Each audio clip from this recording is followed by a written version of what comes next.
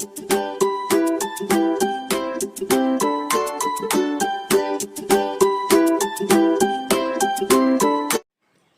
दोस्तों, आप सभी का लास्ट स्टेप यूट्यूब चैनल पर स्वागत है। तो आज हम लोग बिहार दरोगा प्रैक्टिस सेट नंबर 17 देखेंगे, जिसमें टोटल 40 प्रश्न हैं। आप लोग कोशिश करेंगे कि इन सारे प्रश्नों का आंसर कमेंट बॉक्स में ज़रूर लिखें। तो आज का हमारा पहला सवाल है, राजा जनता के लिए बने हैं, जनता राजा के लिए नहीं बनी। राष्ट्रीय आंदोलन के दौरान निम्नलिखित में से किसने यह कथन दिया था? यानी कि किनके द्वारा यह कथन कहा गया था कि राजा जनता के लिए बने हैं, जनता राजा के लिए नहीं बनी है। तो पहला का आंसर हो जाएगा सी, यानी दादा भाई नौरोजी ने। राजा जनता के लिए बने हैं, जनता राजा के लिए नहीं बनी है, यह प्रसिद्ध कथन राष्ट्रीय आंदोलन के दौरान दादा भाई नौरोजी का है। उनका दूसरा कथन एक और है, ब्रिटिश सरकार अब प्रशासन के रूसी जारशाही तरीके अपना रही है। प्रेस का गला घोटने का परिणाम उसके लिए आत्मघाती कदम होगा। यह भी कथन दादा भाई नौरोजी का ही है। ब्रिटिश आर्थिक शोषण को दादा भाई नौरोजी ने भारत में अनिष्टों का अनिष्ट बदलाया था। आरसी दत्त ने 2 भागों में भारत का आर्थिक इतिहास नाम की प्रसिद्ध पुस्तक लिखी थी। नेक्स्ट है, निम्नलिखित में से कौन भारत में ज्वालामुखी द्वीप है? इनमें से कौन भारत में ज्वालामुखी द्वीप है?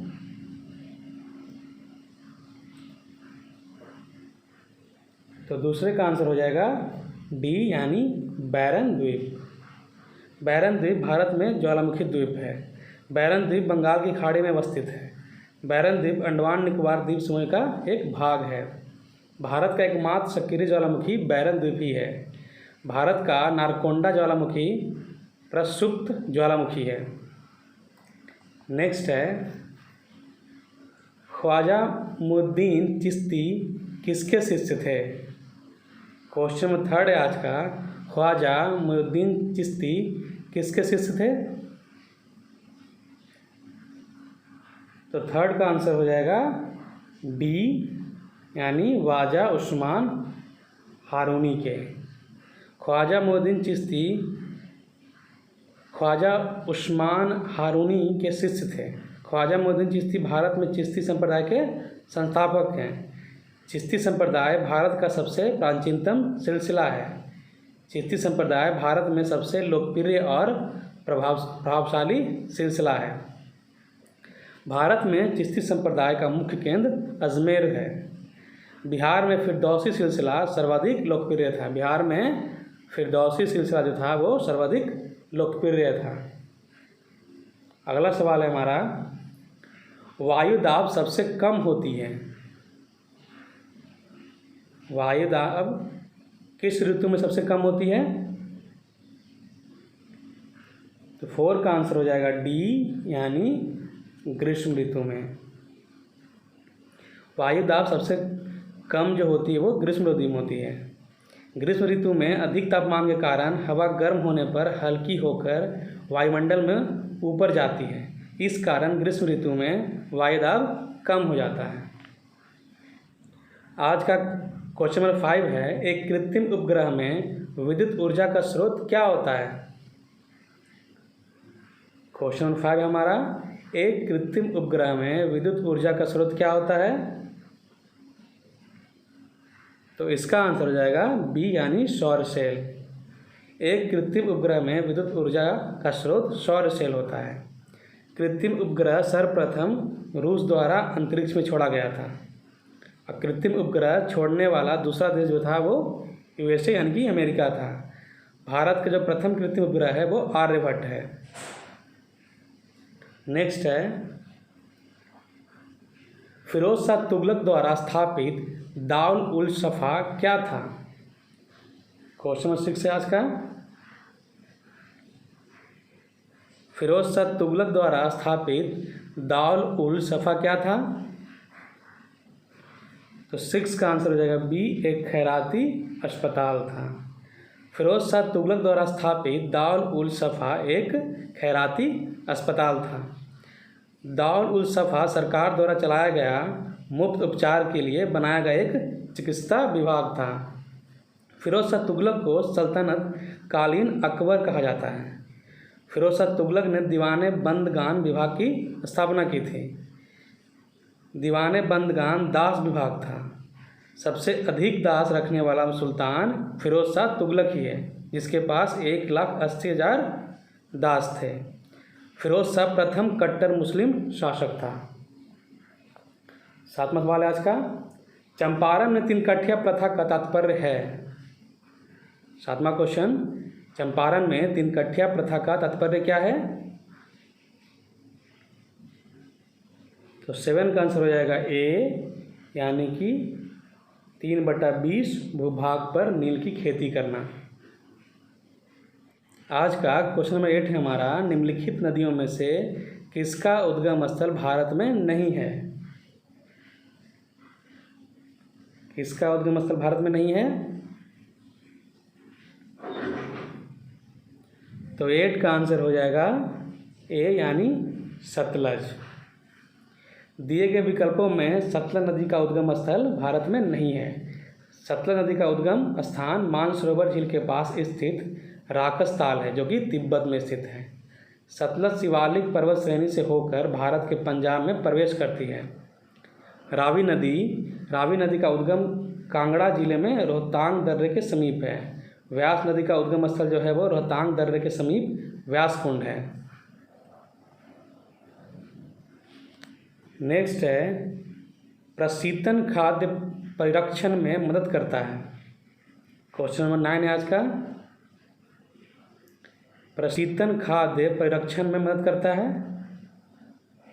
तो 9 का आंसर हो जाएगा बी, यानी जैव रासायनिक अभिक्रिया की दर कम करके। प्रशीतन खाद्य परीक्षण के अंतर्गत बैक्टीरिया, कवक तथा अन्य जीवाणुओं की वृद्धि को रोकना तथा साथ ही साथ सड़ी हुई दुर्गंध पैदा करने वाली वसा के ऑक्सीजन की गति को धीमा करना शामिल है। अगला सवाल, राम सेतु शुरू होता है। राम सेतु कहाँ शुरू होता है? क्वेश्चन नंबर 10 है आज का। तो इसका आंसर हो जाएगा ए, यानी धनुषकोटी से। राम सेतु तमिलनाडु के दक्षिण पूर्व तट के किनारे रामेश्वरम द्वीप तथा श्रीलंका के उत्तर पश्चिमी तट पर मन्नार द्वीप के मध्य स्थित है, और यह धनुषकोटी से शुरू होता है। नेक्स्ट है, निम्नलिखित में से कौन सा बौद्ध पवित्र स्थल निरंजना नदी पर स्थित है? 11 नंबर क्वेश्चन आज का। तो इसका आंसर हो जाएगा ए, यानी कि बोध गया। बोध गया पवित्र स्थल निरंजना नदी के किनारे पर स्थित है। निरंजना नदी फल्गु नदी का प्राचीन नाम है। गौतम बुद्ध को ज्ञान की प्राप्ति निरंजना नदी के तट पर हुआ था। गौतम बुद्ध को ज्ञान प्राप्ति बोधि वृक्ष के नीचे पूर्णिमा के दिन हुआ था। नेक्स्ट है, संसार का सर्वाधिक जनसंख्या वाला मरुस्थल है। क्वेश्चन नंबर 12 है आज का, संसार का सर्वाधिक जनसंख्या वाला मरुस्थल कौन है? तो 12 का आंसर हो जाएगा सी, यानी कि थार। संसार में सर्वाधिक जनसंख्या वाला मरुस्थल थार है। थार मरुस्थल भारत पाकिस्तान में फैला हुआ है। थार मरुस्थल का क्षेत्रफल 2,60,000 वर्ग किलोमीटर है। गोबी मरुस्थल एशिया का सबसे बड़ा मरुस्थल है। विश्व का सबसे बड़ा मरुस्थल सहारा मरुस्थल है। विश्व का सबसे गर्म मरुस्थल जो है वो कालाहारी मरुस्थल है। नेक्स्ट है, भारत में निम्नलिखित बंदरगाहों में कौन सा एक खुला सागरीय बंदरगाह है? क्वेश्चन नंबर 13 है आज का, भारत में निम्नलिखित बंदरगाहों में कौन सा एक खुला सागरीय बंदरगाह है?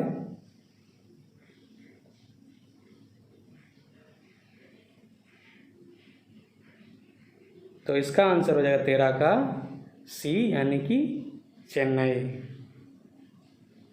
विकल्प में खुला सागरीय बंदरगाह भारत का चेन्नई बंदरगाह है।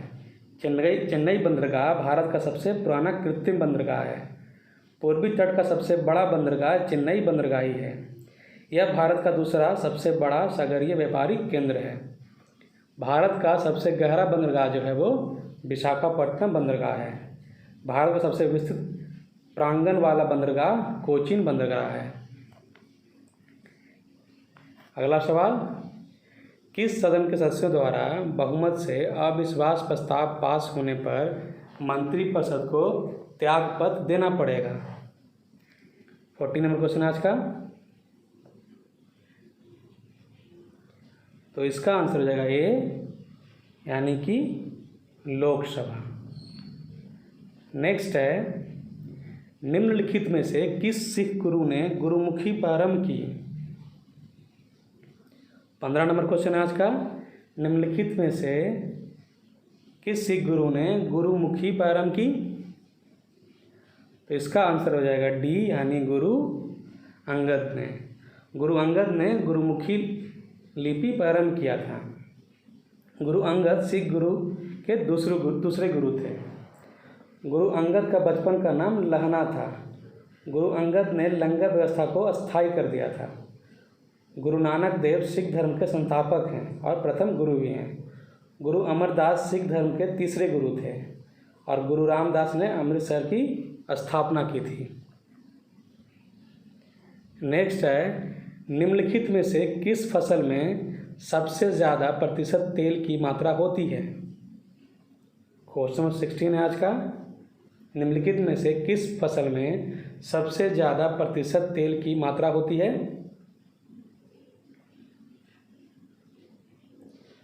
तो 16 का आंसर हो जाएगा डी, यानी कि तिल में। तिल फसल में तेल की मात्रा सबसे ज़्यादा होती है। इसमें तेल की मात्रा लगभग 49% तक होती है। नेक्स्ट है, कोल बांध परियोजना का निर्माण भारत में निम्नलिखित में से किस नदी पर हुआ?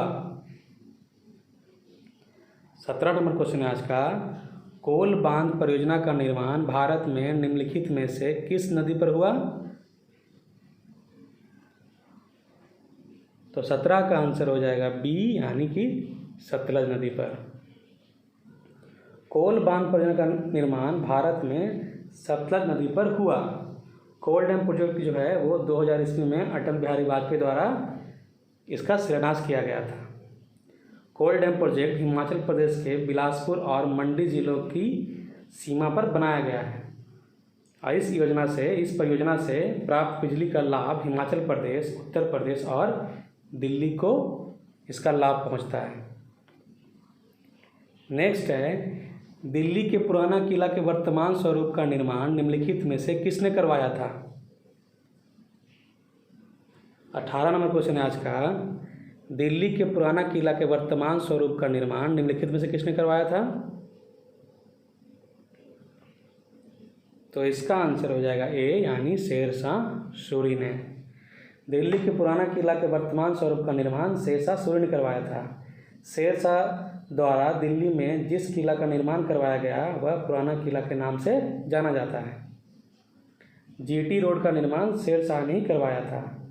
आगरा, इलाहाबाद, अजमेर, लाहौर आदि में अकबर ने किला बनवाया था। आगरा, इलाहाबाद, अजमेर और लाहौर आदि में किला अकबर ने बनवाया था। लाल किला का निर्माण शाहजहाँ के द्वारा किया गया था। नेक्स्ट है, सर्वेंट ऑफ इंडिया सोसाइटी के संस्थापक कौन है?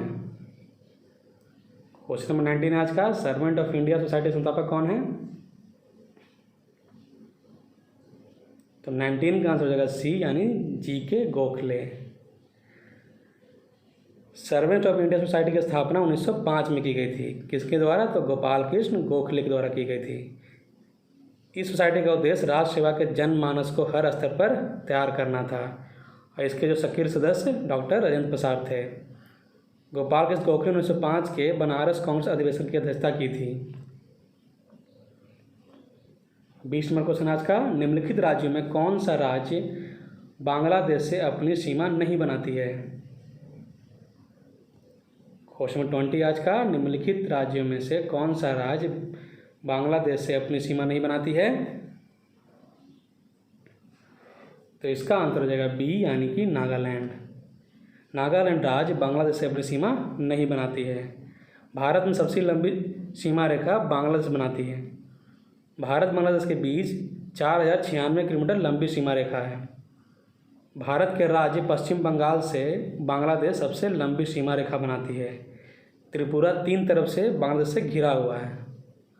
भारत के साथ सबसे जो छोटा सीमा रेखा है वो अफगानिस्तान का है, जो कि पीओके में स्थित है। नेक्स्ट है, निम्नलिखित स्थानों में से कहाँ पर भागीरथी एवं अलकनंदा नदियाँ मिलती है।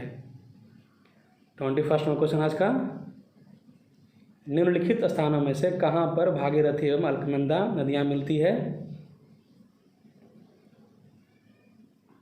तो 21 का आंसर हो जाएगा ए यानी देवप्रयाग। देवप्रयाग में भागीरथी एवं अलकनंदा नदियाँ मिलती है। देवप्रयाग में इन दोनों नदियों को सम्मिलित रूप से संगम के बाद गंगा नदी कहा जाता है। मंदाकिनी और अलकनंदा नदियों के संगम पर रुद्रप्रयाग अवस्थित है। अलकनंदा और पिंडर नदियों के संगम पर कर्णप्रयाग स्थित है। अलकनंदा विष्णु गंगा नदी का मिलन स्थल विष्णुप्रयाग कहलाता है। ये सभी स्थानों का संयुक्त नाम पंचप्रयाग कहलाता है। नेक्स्ट क्वेश्चन आज का, निम्नलिखित में से कौन प्रोटीन को विकृत नहीं करता है। 22वां क्वेश्चन आज का, निम्नलिखित में से कौन प्रोटीन को विकृत नहीं करता है। तो 22 का आंसर हो जाएगा बी यानी कि अवरक्त किरणें। नेक्स्ट है, समतापमंडल में ओजोन के स्तर को प्राकृतिक रूप से विनियमित किया जाता है। 23वां क्वेश्चन आज का, तो 23 का आंसर हो जाएगा बी यानी कि नाइट्रोजन डाइऑक्साइड से। नेक्स्ट है, नीलदर्पण नाटक का नाटककार कौन था। 24वां क्वेश्चन, नीलदर्पण का नाटककार कौन था। तो 24 का आंसर हो जाएगा सी यानी दीनबंधु। नीलदर्पण नाटक का नाटककार दीनबंधु मित्र हैं। नीलदर्पण नाटक की रचना 1859 ईस्वी में की गई थी। नीलदर्पण नाटक नील किसानों की दुर्दशा का सजीव चित्रण है। नील विद्रोह जो हुआ था वो 1860 के आसपास बंगाल में किया गया था। नील आयोग बंगाल में ही गठित हुआ था। नेक्स्ट है, निम्नलिखित में से कौन सा एक कर्नाटक, केरल एवं तमिलनाडु राज्यों के मिलन स्थल पर स्थित है। इनमें से कौन सा है जो कर्नाटक, केरल एवं तमिलनाडु राज्यों के मिलन स्थल पर स्थित है। तो 25 का आंसर हो जाएगा डी यानी नीलगिरी की पहाड़ियाँ।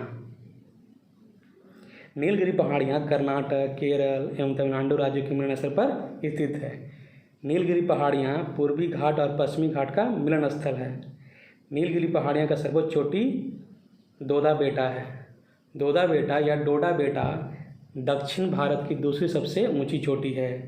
नीलगिरी की पहाड़ियों पर टोडा जनजाति रहते हैं। नीलगिरी की पहाड़ियाँ चाय, कॉफ़ी, मसालों आदि की खेती के लिए प्रसिद्ध है। नेक्स्ट है, निम्नलिखित में से कौन सा यौगिक मानव शरीर में संग्रहित नहीं रहता है। 26वां क्वेश्चन आज का, निम्नलिखित में से कौन सा यौगिक मानव शरीर में संग्रहित नहीं रहता है।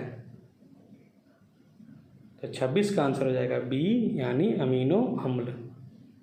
नेक्स्ट है, न्यूनतम पर्यावरण प्रदूषण उत्पन्न करता है। 27वां क्वेश्चन आज का, न्यूनतम पर्यावरण प्रदूषण उत्पन्न करता है। तो 27 का आंसर हो जाएगा ए यानी हाइड्रोजन। हाइड्रोजन ईंधन के रूप में न्यूनतम पर्यावरण प्रदूषण उत्पन्न करता है। नेक्स्ट है, जहांगीर कालीन निम्नलिखित में से किस एक चित्रकार को नादिर उल उस्र की उपाधि प्रदान की गई है। 28वां नंबर क्वेश्चन आज का, जहांगीर कालीन निम्नलिखित में से किस एक चित्रकार को नादिर उल उस्र की उपाधि प्रदान की गई है।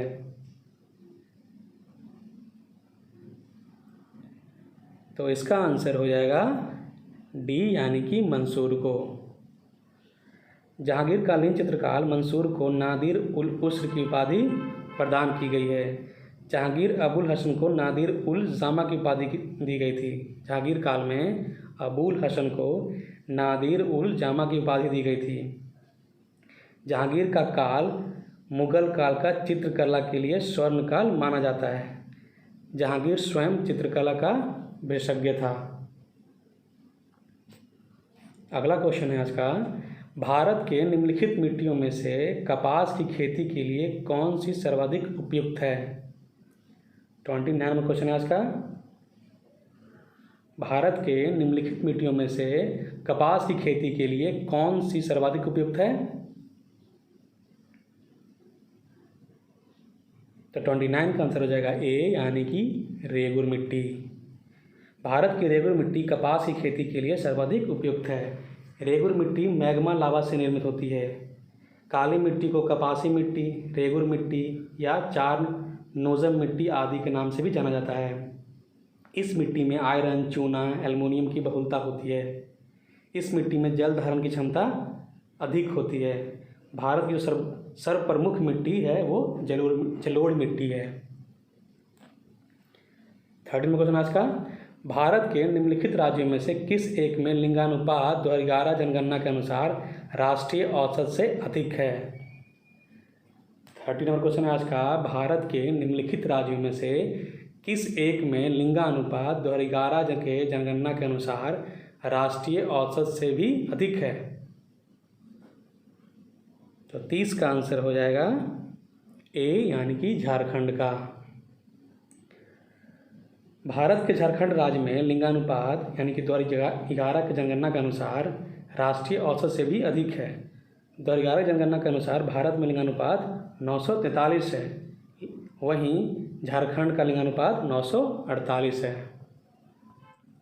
आज का 31 नंबर क्वेश्चन है, इबोला वायरस जिसे हाल ही में संयुक्त राष्ट्र द्वारा संक्रामक घोषित किया गया है उसका नाम इबोला नदी के नाम पर रखा गया। यह इबोला नदी कहाँ स्थित है। इबोला नदी कहाँ स्थित है। तो इसका आंसर हो जाएगा बी यानी कि अफ्रीका में। इबोला नदी कांगो की एक सहायक नदी है।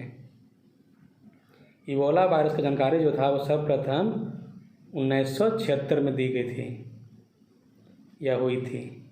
नेक्स्ट है, शराब पर उत्पादन कर लगाया जाता है।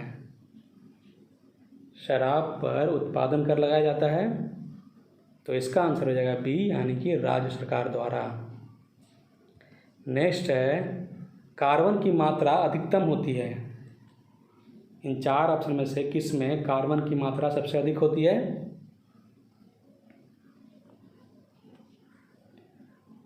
तो इसका आंसर हो जाएगा ए यानी कि ढलवा लोहा में। कार्बन की मात्रा अधिकतम ढलवा लोहा में होती है। ढलवा लोहा आमतौर पर धूसर रंग के लोहे को कहा जाता है। ढलवा लोहे का मुख्यतः दो प्रकार के होते हैं, धूसर ढलवा लोहा और सफ़ेद ढलवा लोहा। ढलवा लोहों में 95% से अधिक लोहा तथा कार्बन और सिलिकॉन होता है। ढलवा लोहा में 2.1 से 4% तक कार्बन होता है। 34 में क्वेश्चन आज का है, BMD परीक्षण किया जाता है। BMD परीक्षण किया जाता है, तो इसका आंसर हो जाएगा बी यानी कि अस्थिर रंध्रता हेतु किया जाता है। BMD का पूरा नाम बोन मिनरल डेंसिटी है। BMD परीक्षण से अस्थियों की मजबूती जांचने के लिए इसका परीक्षण किया जाता है। इसके द्वारा इनकी BMD के द्वारा अस्थियों की मजबूती को जांचा जाता है। नेक्स्ट है, भारत में औद्योगिक वित्त निगम किस रूप में कार्य करता है। 35 नंबर क्वेश्चन आज का, भारत में औद्योगिक वित्त निगम किस रूप में कार्य करता है। 35 का आंसर हो जाएगा बी यानी कि एक विकास बैंक के रूप में। नेक्स्ट है, निम्नलिखित में से विद्युत का सबसे अच्छा चालक कौन सा है। 36 में क्वेश्चन है, इन 4 ऑप्शन में से विद्युत का सबसे अच्छा चालक कौन सा है? तो इसका आंसर हो जाएगा सी यानी कि चांदी। नेक्स्ट है, संविधान का वह कौन सा एकमात्र हिस्सा है जिसे पूरी तरह से हटा दिया गया है? संविधान का वह कौन सा एकमात्र हिस्सा है जिसे पूरी तरह से हटा दिया गया है? तो इसका आंसर हो जाएगा सी यानी कि भाग 7 को। भारतीय संविधान का भाग 7 एकमात्र हिस्सा है जिसे पूरी तरह से हटा दिया गया है। भारतीय संविधान के भाग 7 के अंतर्गत अनुच्छेद 238 को रखा गया था। अनुच्छेद 238 राज्यों के वर्गीकरण से संबंधित था। 38 में क्वेश्चन आज का, भारतीय पुलिस सेवा आईपीएस के लिए संवर्ग नियंत्रित करने वाला प्राधिकरण कौन सा है? 38 का आंसर हो जाएगा सी यानी कि गृह मंत्रालय। अगला सवाल है हमारा, उपभोक्ता आंदोलन के प्रवर्तक माने जाते हैं। 39 में क्वेश्चन आज का, उपभोक्ता आंदोलन के प्रवर्तक माने जाते हैं। तो इसका आंसर हो जाएगा सी यानी कि राल्फ नादर को। उपभोक्ता आंदोलन के प्रवर्तक राल्फ नादर को माना जाता है। आज का क्वेश्चन नंबर 40 हमारा और आखिरी क्वेश्चन है, वैश्वीकरण के कितने वाहक होते हैं? वैश्वीकरण के कितने वाहक होते हैं? तो इसका आंसर हो जाएगा सी यानी कि 3 वाहक होते हैं। इसी के साथ बिहार दरोगा प्रैक्टिस सेट नंबर 17 समाप्त होता है। अगर ये वीडियो और क्वेश्चंस आप लोगों को अच्छे लगे होंगे तो वीडियो को लाइक कीजिए, चैनल को सब्सक्राइब कीजिए और वीडियो को शेयर भी कीजिए ताकि और लोग भी जुड़ सकें। तब तक के लिए आप लोग अच्छी तैयारी कीजिए। Good night, thank you.